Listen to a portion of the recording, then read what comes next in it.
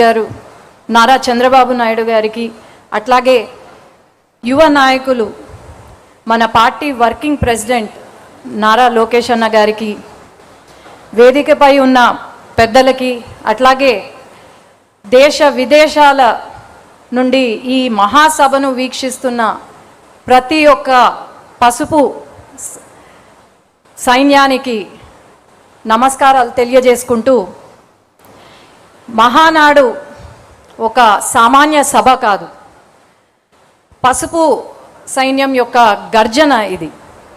అట్లాగే కోట్లాది మంది తెలుగు ప్రజల ఆశా సముద్రం.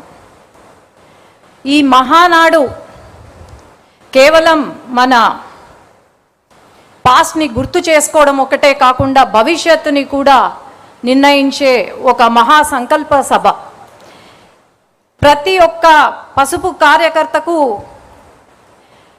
ఈరోజు ఒక కనుల పండుగ మాదిరి.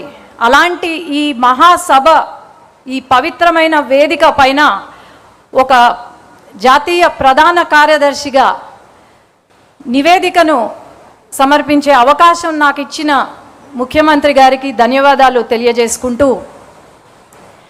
మన పార్టీ అధినేత సామర్థ్యంలో సాగిన అకుంఠిత దీక్ష, అట్లాగే బీజేపీ జనసేనతో మనము ఏర్పరచుకున్న పొత్తు, కూటమి ప్రభుత్వం, ప్రజాస్వామ్యంని మనం పరిపాలనగా చూపిస్తున్నాం. అట్లాగే ఏదైతే ప్రతి వర్గంలో, మన రాష్ట్రంలో ఉన్న ప్రతి వర్గానికి సంక్షేమం అందిస్తూ సువర్ణ పాలనను అందిస్తున్నాం. 5 సంవత్సరాలు గొడ్డలి పరిపాలన ఎలా ఉందో మనం అందరం చూసాం. అభివృద్ధి, సంక్షేమం మన నినాదం అయితే వారి నినాదం హత్యలు, అవినీతి, దోపిడీలు. అట్లాగే మన రాష్ట్రంలో ఉన్న ప్రతి వర్గంలో ఉన్న ప్రజలు బాధపడ్డారు. అట్లాగే ప్రతి ప్రాంతంలో ఉన్న ప్రజలు నిర్లక్ష్యం చేశారు. ఈరోజు మనం అభివృద్ధి, సంక్షేమం వైపు పరుగులు తీస్తున్నాం. ఆనాడు వారి పరిపాలనను మనము ప్రశ్నిస్తే కార్యకర్త నుండి మన నాయకుడు వరకు, మన అధినేత వరకు తప్పుడు కేసులు పెట్టి మనపైన హింసించి, మనపైన తప్పుడు కేసులు, అట్రాసిటీ కేసులు పెట్టారు. మన కార్యాలయం పైన దాడి చేశారు. అట్లాగే మహిళలు అని కూడా చూడకుండా మనపైన దాడి చేయడం, అట్లాగే అసభ్యకరంగా మాట్లాడడం, మన వ్యక్తిత్వాన్ని కించపరచడం చేశారు. మనమే అనుకుంటే మన పిల్లల్ని కూడా ఆఖరికి హింసించారు. కానీ బహుశా ఇప్పుడు వాళ్ళకు అర్థమైనట్టుంది, ప్రతి ఇంట్లో పిల్లలు పుడతారేమో కానీ మన తెలుగుదేశం పార్టీ కార్యకర్త ఇంట్లో యోధులు పుడతారని బహుశా అర్థమైనట్టుంది వాళ్ళకి. అట్లాగే ఆనాడు ఎంత కష్టం వచ్చినా సరే ఒక్క అడుగు వెనకడుగు వేయకుండా మన అధినేత కార్యకర్తలకు అండగా ఉంటూ నేనున్నాను అనే ధైర్యాన్ని ఇస్తూ మన పార్టీని ముందుకు తీసుకెళ్లారు. ఈరోజు మనము ఒకటే మన మనసులో ఉండాలి, మనం పని చేసేది మన పార్టీ కోసం, మన అధినేత కోసం, అట్లాగే మన పార్టీ యొక్క నినాదం కోసం తప్ప వ్యక్తిగతంగా కాదు అని నేను తెలియజేసుకుంటున్నాను. మనం ఎప్పుడూ కూడా మనం పడిన కష్టాన్ని మర్చిపోకూడదు. అట్లాగే మన అధినేత పడిన అవమానం మనం మర్చిపోకూడదు. ఎప్పుడూ కూడా ప్రతి ఒక్కరం కాలరెత్తి గర్వంగా చెప్పుకునే ఒక రోజు వస్తే, మన ప్రాణం ఉన్నంత వరకు మనం తెలుగుదేశం పార్టీ కార్యకర్త అని ధైర్యంగా చెప్పుకోవాలి. ఈరోజు మరి కొంతమంది మనల్ని బెదిరిస్తున్నారు.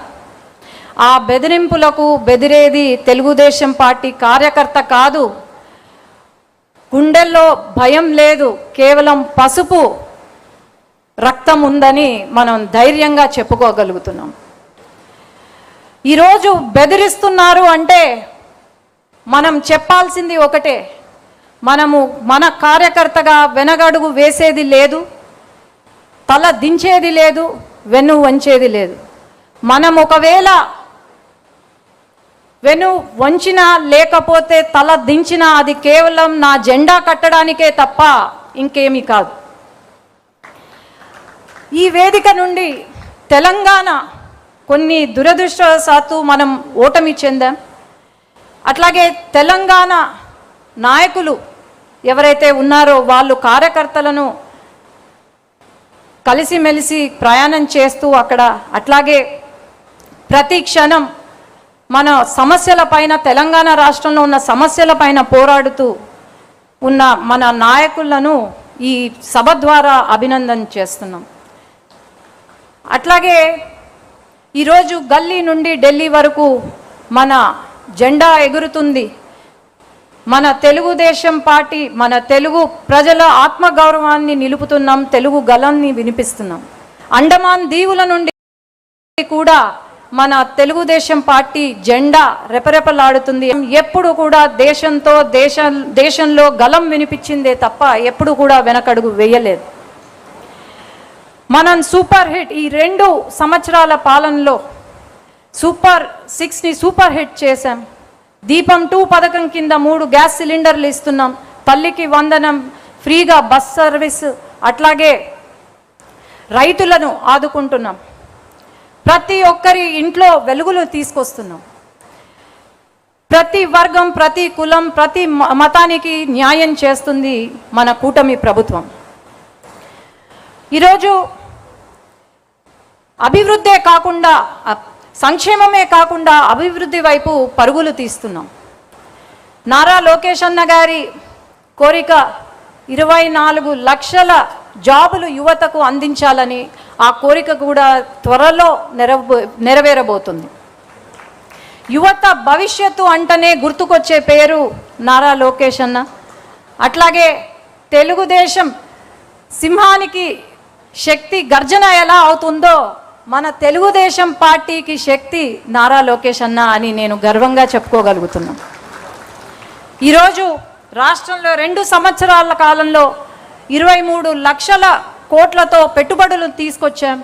దాదాపు 800 పైన కంపెనీలకు ఏదో ఒక రోజు, ప్రతిరోజు శంకుస్థాపనలు కానీ ప్రారంభోత్సవం కానీ జరుగుతూనే ఉంది. కానీ గొడ్డలి పార్టీ సమయంలో ఒక్క కంపెనీ కూడా రాలేదు అని నేను చెప్తున్నాను.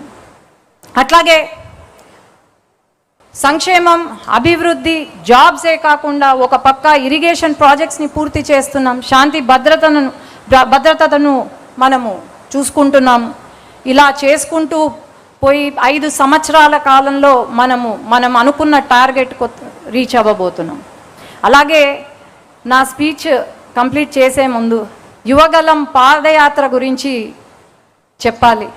ఆనాడు యువగలం పాదయాత్ర ద్వారా లోకేష్ అన్న ట్రైలర్ చూపిస్తే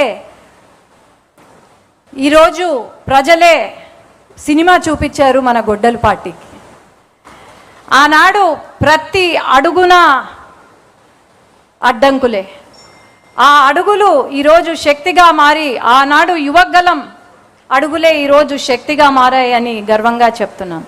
అట్లాగే ఈరోజు ఈ పవిత్ర సమయాన ఈ మహాసభ ముందు 7 ముఖ్యమైన చరిత్రాత్మక నిర్ణయాలను ఉంచుతున్నాను.